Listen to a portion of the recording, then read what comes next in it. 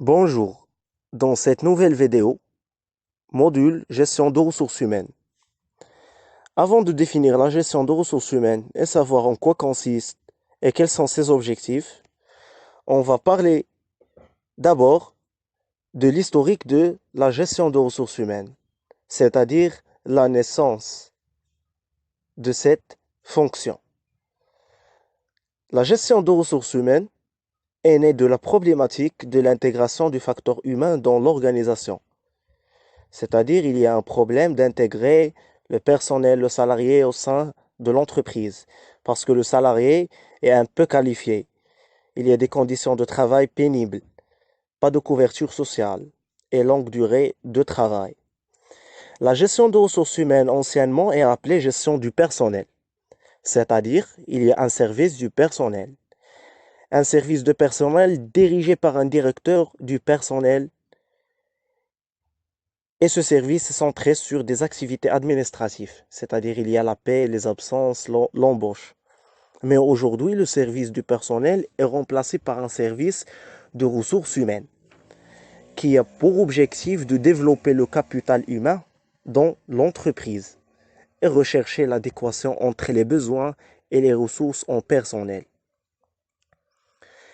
Le passage d'une fonction du personnel à une fonction ressources humaines trouve son origine dans la crise économique qui pousse les entreprises à revoir l'organisation peu productive pour s'adapter à une économie ouverte, nationale et de plus en plus internationale. Les entreprises prennent aujourd'hui de plus en plus conscience que le personnel n'est pas seulement un coût, mais une source de valeur, une source de richesse. Donc il faut les développer. On va parler maintenant de l'époque du facteur humain. Il y a deux guerres entre deux écoles, l'école classique et l'école des relations humaines. L'école classique avec Tyler qui a mis l'EST, l'EST, l'Organisation scientifique de travail. Les principes de cette école, c'est la motivation par le salaire, c'est-à-dire il y a le salaire au rendement.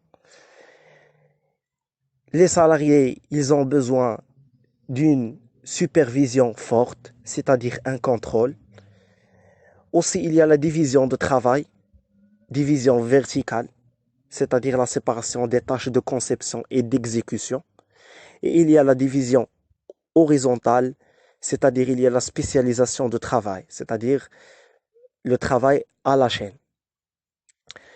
L'école des relations humaines avec Elton Mayo, qui est basée sur l'expérience de Western Electric, appelé Test Room. Ce test a pour objectif de savoir le lien entre la productivité et les conditions de travail du groupe. Et donc, le résultat obtenu, c'est l'augmentation de la productivité et aussi l'amélioration de cette productivité. Et donc, la productivité dépend des relations humaines et sociales qui existent entre les membres de groupes. C'est-à-dire la productivité est déterminée par la capacité sociale et non pas la capacité physique. C'est-à-dire les travailleurs réagissent en tant que membres du groupe. Maintenant, on peut définir la gestion de ressources humaines. La gestion de ressources humaines, c'est un ensemble de fonctions et de mesures ayant pour objectif d'optimiser, de mobiliser et de développer les ressources du personnel pour une plus grande efficacité au profit de la productivité. Les objectifs de la gestion de ressources humaines, on distingue trois objectifs. Il y a les objectifs explicites, on peut dire aussi des objectifs directs, c'est attirer les profits et les talents par la marque employeur. C'est un outil indispensable du marketing RH. La marque employeur, c'est l'image d'une entreprise auprès de ses employés et des candidats potentiels. C'est un point à ne pas négliger pour attirer les meilleurs talents.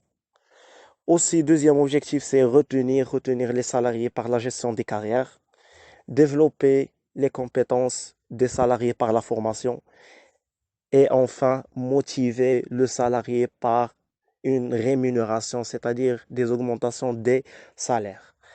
Deuxième type d'objectif, c'est les objectifs implicites. On peut dire aussi des objectifs indirects, c'est l'augmentation de la productivité de l'entreprise.